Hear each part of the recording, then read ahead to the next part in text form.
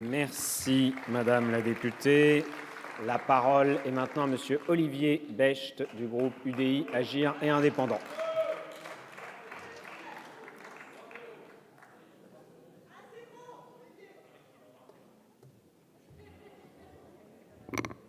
Merci, Monsieur le Président, Monsieur le Premier ministre, Madame la Garde des Sceaux, Mesdames et Messieurs les présidents et rapporteurs. Thomas Jefferson, l'inspirateur de la première constitution moderne, celle du Nouveau Monde, disait que la loi fondamentale devait être le reflet des exigences de son temps. La Constitution de 1958 a été largement le reflet des exigences de son temps. Nous en sommes à la 25e révision constitutionnelle et si elle dure encore 5 ans, elle sera la plus vieille constitution de toute l'histoire de la République. Alors, quelles sont aujourd'hui les exigences de notre temps? Les Français ont soif de démocratie, ils ont soif de justice, ils ont soif de liberté, ils ont soif de responsabilité et ils ont soif également d'exemplarité. La réforme constitutionnelle, telle qu'elle nous est présentée aujourd'hui, répond en grande partie à ces exigences. Nous avons l'exemplarité avec la responsabilité pénale des ministres devant la justice ordinaire. Nous avons la liberté avec le droit de différenciation des collectivités territoriales. Nous avons la justice elle-même avec l'indépendance du parquet. Nous avons également la responsabilité avec le changement climatique inscrit dans la Constitution, mais nous cherchons désespérément le renforcement de la démocratie. Et cela, pourquoi? Tout simplement parce que depuis 1958, la Constitution a largement évolué vers un régime présidentiel.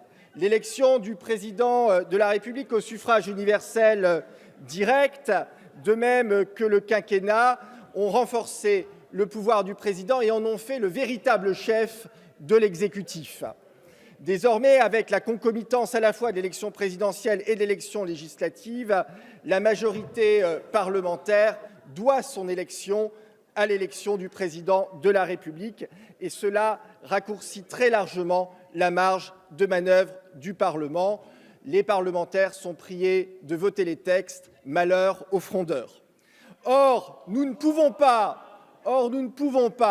dans notre régime de Ve République, avoir une dérive du régime vers le présidentialisme sans avoir en parallèle un renforcement des pouvoirs du Parlement.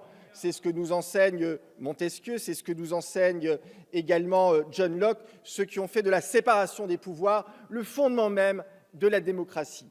Osons donc aujourd'hui aller jusqu'au bout de cette démarche. Osons donc renforcer les droits du Parlement. Osons limiter le droit de dissolution au cas de crise majeure. Osons élargir le champ de l'article 34. Faisons en sorte notamment que la question du code de la route relève du Parlement, par exemple. Osons également, comme aux États-Unis, confier le monopole de l'initiative législative au Parlement.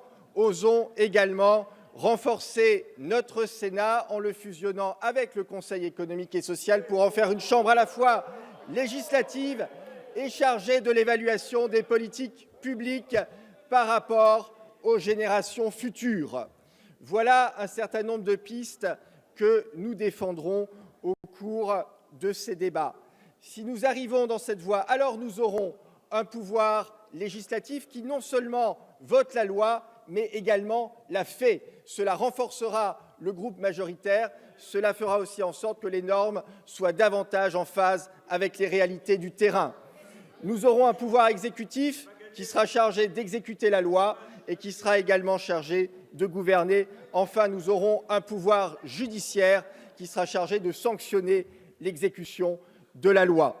Voilà la séparation des pouvoirs dont nous avons besoin dans cette Ve République. Le président de la République, en voulant rentrer dans le débat parlementaire et renforcer ainsi le régime présidentiel, a ouvert la porte à ce débat. Mesdames et messieurs, chers collègues, osons le porter jusqu'au bout de sa logique. Merci. Merci.